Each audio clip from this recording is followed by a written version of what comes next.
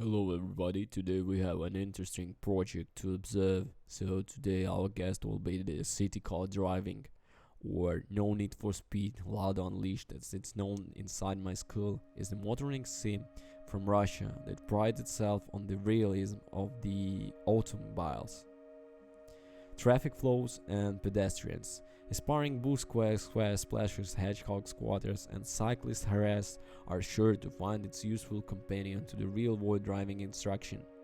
Qualified drivers with the sim sympathies should warm to, as it captures the feel of urban motoring in a winter and nighttime condition uncommonly well.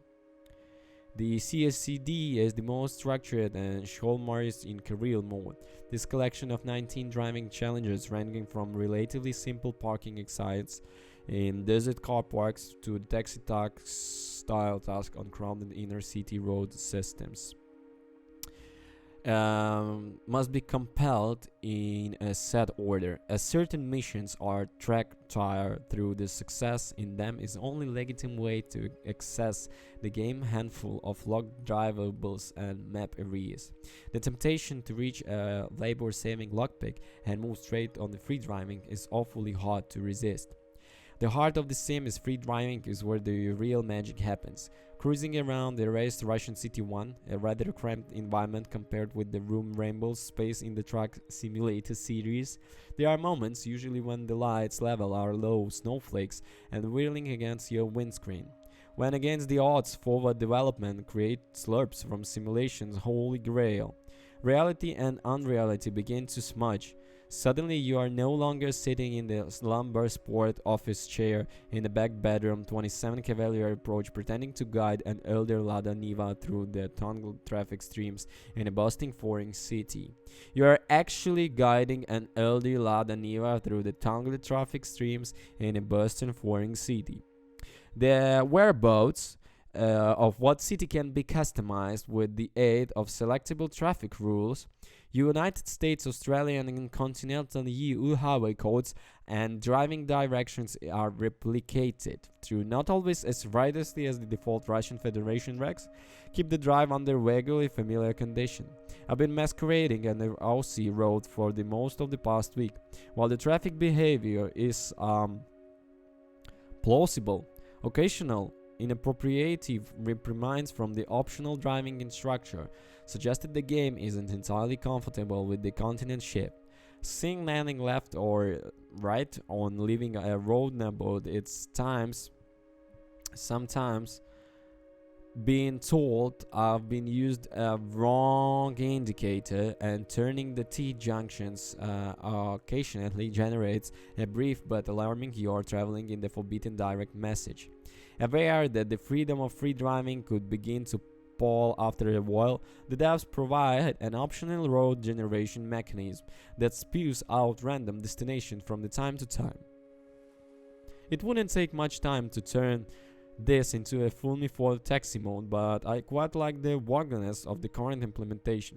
While I'm making my way from point A to point B, during the recent days I've delivered beer, driven a mobile library, and taken an elderly tourist around the places he knew and loved as a child.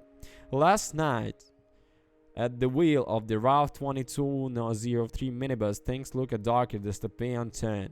I was the secret policeman dropping snatch squads at the sites of anti-government demonstration. Compared to the best flight and train sim Covenges, the dozen default vehicles are crude affairs. Cockpit functionally doesn't extend to work chokes, windows, or widescreen washers. Models are non-excitement. The audio trends toward despair and the synthetic.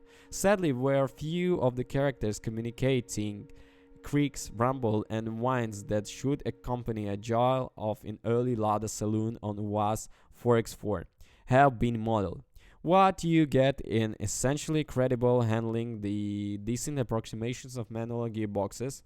As I observed the first time of late practice CCD in the one-door driving derivations in which you can embarrass yourself by A. lurching into the bollards after forgetting your left vehicle in the gear, B. styling at the traffic styles after attempting to put away in the third, and C. gunning the entire groomsly after failing to lift the throttle during gear changes. Clutch operation Even without the pedal set, your feet is perfectly portable, much through the effort having gone into ensuring wheel-less, mostly reliant consumables don't feel like class citizens.